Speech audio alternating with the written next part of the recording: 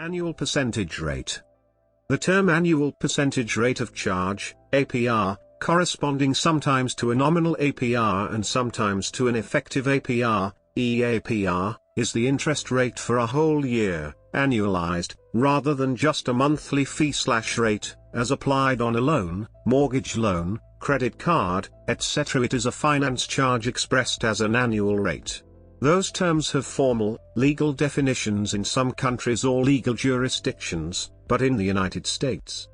In some areas, the annual percentage rate, APR, is the simplified counterpart to the effective interest rate that the borrower will pay on a loan. In many countries and jurisdictions, lenders, such as banks, are required to disclose the cost of borrowing in some standardized way as a form of consumer protection. The effective APR has been intended to make it easier to compare lenders and loan options. Multiple definitions of effective APR. The nominal APR is calculated as the rate for a payment period multiplied by the number of payment periods in a year. However, the exact legal definition of effective APR, or EAPR, can vary greatly in each jurisdiction, depending on the type of fees included, such as participation fees, loan origination fees, monthly service charges, or late fees. The effective APR has been called the mathematically true interest rate for each year. The computation for the effective APR, as the fee plus compound interest rate, can also vary depending on whether the upfront fees, such as origination or participation fees, are added to the entire amount, or treated as a short-term loan due in the first payment. When startup fees are paid as first payments, the balance due might accrue more interest, as being delayed by the extra payment periods. There are at least 3 ways of computing effective annual percentage rate. For example, consider a $100 loan which must be repaid after 1 month, plus 5%, plus a $10 fee. If the fee is not considered, this loan has an effective APR of approximately 80%, 1.0512 equals 1.7959, which is approximately an 80% increase. If the $10 fee were considered, the monthly interest increases by 10%, $10/$100, and the effective APR becomes approximately 435%, 1.1512 equals 5.3503, which equals a 435% increase. Hence there are at least 2 possible effective APRs, 80% and 435%. Laws vary as to whether fees must be included in APR calculations. United States. In the US, the calculation and disclosure of APR is governed by the Truth in Lending Act, which is implemented by the Consumer Financial Protection Bureau, CFPB, in Regulation Z of the Act. In general, APR in the United States is expressed as the periodic, for instance, monthly, interest rate times the number of compounding periods in a year, also known as the nominal interest rate. Since the APR must include certain non-interest charges and fees, it requires more detailed calculation. The APR must be disclosed to the borrower within 3 days of applying for a mortgage. This information is typically mailed to the borrower and the APR is found on the Truth in Lending Disclosure Statement, which also includes an amortization schedule. The Truth in Lending Act of 1968, TILA, resulted in honest reporting of effective APRs for more than a decade.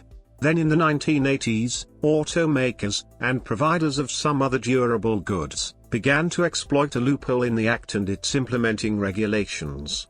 Since the Act does not precisely define finance charge or total sale price, terms used in the TILA disclosures, automakers found they could reduce finance charges and increase car price as much as they wanted, provided total sale price was not changed. APRs calculated with the reduced, or eliminated, finance charge became the below market rate and 0% APR loans that were commonly advertised for the next 30 years. 0% APR or $1,000 rebate is the most common form of these deceptive loans. The rebate is the hidden finance charge, reclassified to car price.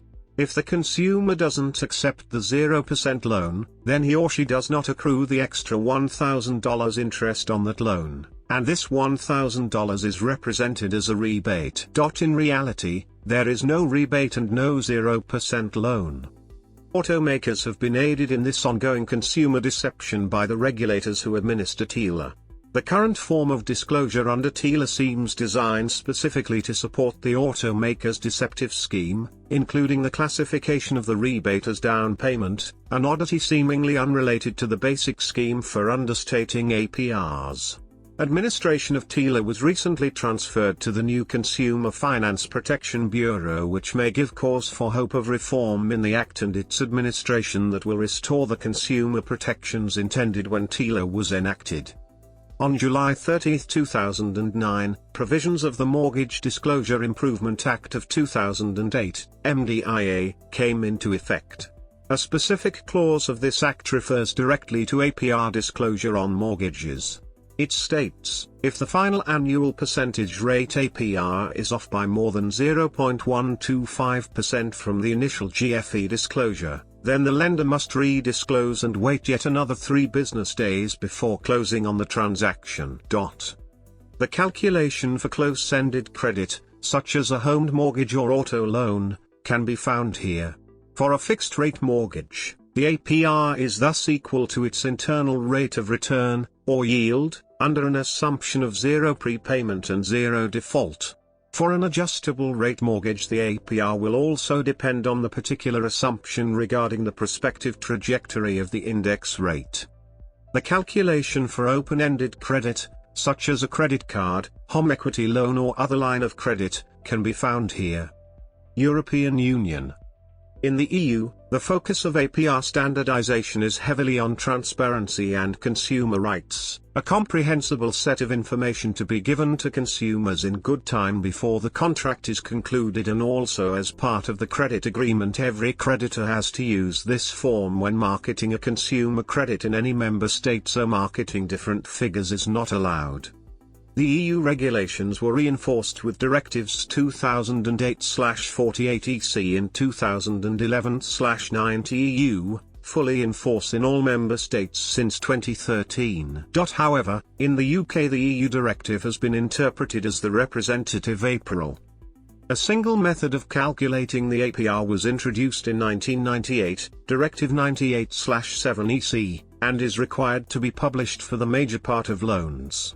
Using the improved notation of Directive 2008/48/EC, the basic equation for calculation of APR in the EU is: in this equation, the left side is the present value of the drawdowns made by the lender and the right side is the present value of the repayments made by the borrower. In both cases, the present value is defined given the APR as the interest rate. So the present value of the drawdowns is equal to the present value of the repayments, given the APR as the interest rate. Note that neither the amounts nor the periods between transactions are necessarily equal. For the purposes of this calculation, a year is presumed to have 365 days, 366 days for leap years, 52 weeks or 12 equal months. As per the standard, an equal month is presumed to have 30.41666 days, i.e. 365 twelfths, regardless of whether or not it is a leap year. The result is to be expressed to at least one decimal place. This algorithm for APR is required for some but not all forms of consumer debt in the EU. For example, this EU directive is limited to agreements of €50,000 and below and excludes all mortgages. In the Netherlands, the formula above is also used for mortgages. In many cases, the mortgage is not always paid back completely at the end of period N, but for instance when the borrower sells his house or dies. In addition, there is usually only one payment of the lender to the borrower, in the beginning of the loan. In that case, the formula becomes: if the length of the periods are equal, monthly payments, then the summations can be simplified using the formula for a geometric series. Either way, the APR can be solved iteratively only from the formulas above, apart from trivial cases such as n equals 1. Additional considerations. Rate format. An effective annual interest rate of 10% can also be expressed in several ways. These rates are all equivalent, but to a consumer who is not trained in the mathematics of finance, this can be confusing. APR helps to standardize how interest rates are compared, so that a 10% loan is not made to look cheaper by calling it a loan at 9.1% annually in advance. The APR does not necessarily convey the total amount of interest paid over the course of a year. If one pays part of the interest prior to the end of the year, the total amount of interest paid is less. In the case of a loan with no fees, the amortization schedule would be worked out by taking the principal left at the end of each month, multiplying by the monthly rate and then subtracting the monthly payment. This can be expressed mathematically by. This also explains why a 15-year mortgage and a 30-year mortgage with the same APR would have different monthly payments and a different total amount of interest paid.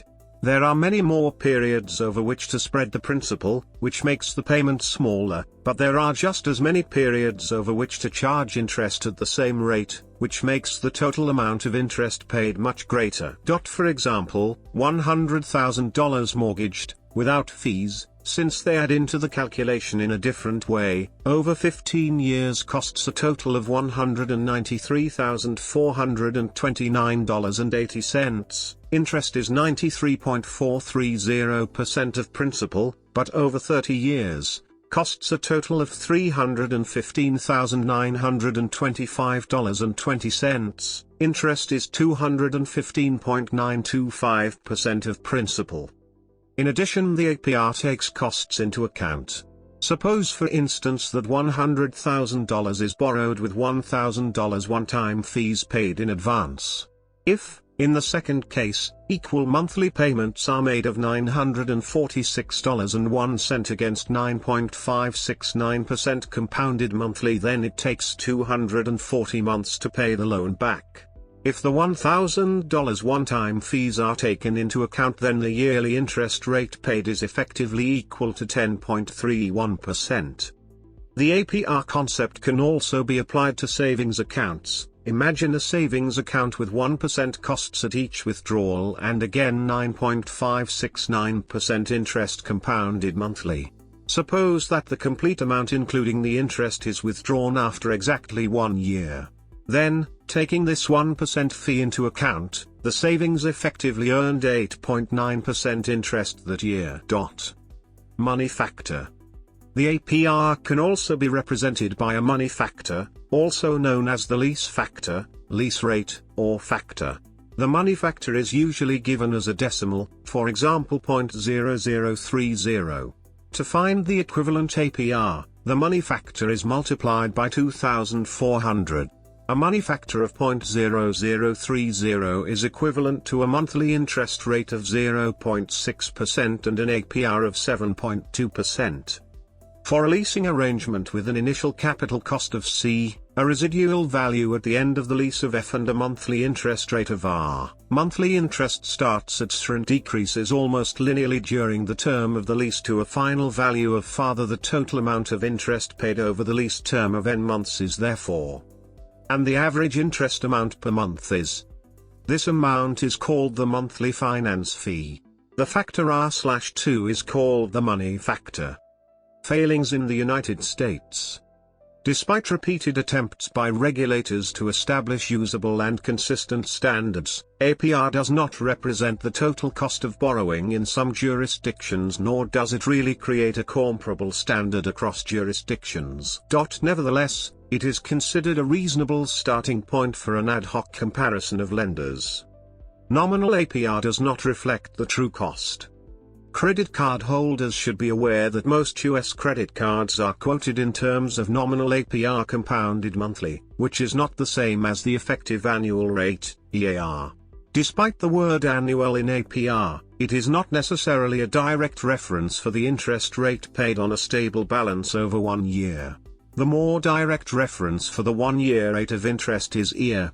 The general conversion factor for APR to EAPR is EAR equals 1 plus APRN, n minus 1, \display style \math, EAPR, equals 1 plus \frac, \math, APR, n(n-1), where n represents the number of compounding periods of the APR per year period. As an example, for a common credit card quoted at 12.99% APR compounded monthly, the 1-year EAPR is 1 plus 0.12994912, 12 minus 1, display style, 1 plus frac, 0.12994912, 12 minus 1, or 13.7975%. For 12.99% APR compounded daily, the year paid on a stable balance over 1 year becomes 13.87%. See credit card interest for the 0.000049 addition to the 12.99% APR. Note that a high US APR of 29.99% compounded monthly carries an effective annual rate of 34.48%. While the difference between APR and EAPR may seem trivial, because of the exponential nature of interest, these small differences can have a large effect over the life of a loan. For example, consider a 30-year loan of $200,000 with a stated APR of 10.00%, i.e., 10.0049% APR, or the year equivalent of 10.4767%. The monthly payments, using APR, would be $1,755.87. However, using an year of 10.00%, the monthly payment would be $1,691.78. The difference between the year and APR amounts to a difference of $64.09 per month. Over the life of a 30-year loan, this amounts to $23,070.86, which is over 11% of the original loan amount. Certain fees are not considered. Some classes of fees are deliberately not included in the calculation of APRL. Because these fees are not included, some consumer advocates claim that the APR does not represent the total cost of borrowing. Excluded fees may include: lenders argue that the real estate attorney's fee, for example, is a pass-through cost, not a cost of the lending. In effect, they are arguing that the attorney's fee is a separate transaction and not a part of the loan. Consumer advocates argue that this would be true if the customer is free to select which attorney is used. If the lender insists, however, on using a specific attorney, the cost should be looked at as a component of the total cost of doing business with that lender. This area is made more complicated by the practice of contingency fees, for example, when the lender receives money from the attorney and other agents to be the one used by the lender. Because of this, U.S. regulators require all lenders to produce an affiliated business disclosure form which shows the amounts paid between the lender and the appraisal firms, attorneys, etc. Lenders argue that including late fees and other conditional charges would require them to make assumptions about the consumer's behavior, assumptions which would bias the resulting calculation and create more confusion than clarity. Not a comparable standard. Even beyond the non-included cost components listed above, regulators have been unable to completely define which one-time fees must be included and which excluded from the calculation. This leaves the lender with some discretion to determine which fees will be included, or not, in the calculation. Consumers can, of course, use the nominal interest rate and any costs on the loan, or savings account, and compute the APR themselves, for instance using one of the calculators on the internet. In the example of a mortgage loan, the following kinds of fees are: the discretion that is illustrated in the sometimes included column. Even in the highly regulated U.S. home mortgage environment makes it difficult to simply compare the APRs of two lenders. Note, U.S. regulators generally require a lender to use the same assumptions and definitions in their calculation of APR for each of their products, even though they cannot force consistency across lenders. With respect to items that may be sold with vendor financing, for example, automobile leasing, the notional cost of the good may effectively be hidden and the APR subsequently rendered meaningless. An example is a case where an automobile is leased to a customer based on a manufacturer's suggested retail price with a low APR. The vendor may be accepting a lower lease rate as a trade-off against a higher sale price. Had the customer self-financed, a discounted sales price may have been accepted by the vendor. In other words, the customer has received cheap financing in exchange for paying a higher purchase price, and the quoted APR understates the true cost of the financing. In this case, the only meaningful way to establish the true APR would involve arranging financing through other sources, determining the lowest acceptable cash price and comparing the financing terms, which may not be feasible in all circumstances. For leases where the lessee has a purchase option at the end of the lease term, the cost of the APR is further complicated by this option. In effect, the lease includes a put option back to the manufacturer, or, alternatively, a call option for the consumer, and the value, or cost, of this option to the consumer is not transparent. Dependence on loan period. APR is dependent on the time period for which the loan is calculated. That is, the APR for a 30-year loan cannot be compared to the APR for a 20-year loan. APR can be used to show the relative impact of different payment schedules, such as balloon payments or bi-weekly payments instead of straight monthly payments, but most standard APR calculators have difficulty with those calculations. Furthermore, most APR calculators assume that an individual will keep a particular loan until the end of the defined repayment period, resulting in the upfront fixed closing costs being amortized over the full term of the loan. If the consumer pays the loan off early, the effective interest rate achieved will be significantly higher than the APR initially calculated.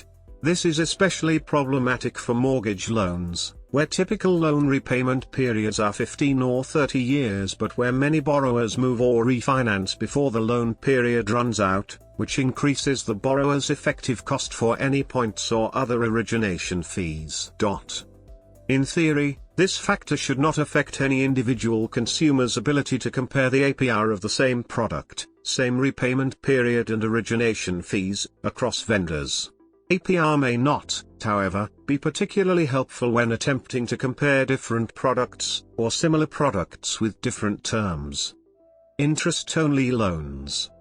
Since the principal loan balance is not paid down during the interest-only term, assuming there are no setup costs, the APR will be the same as the interest rate. Three lenders with identical information may still calculate different APRs. The calculations can be quite complex and are poorly understood even by most financial professionals. Most users depend on software packages to calculate APR and are therefore dependent on the assumptions in that particular software package. While differences between software packages will not result in large variations, there are several acceptable methods of calculating APR, each of which returns a slightly different result.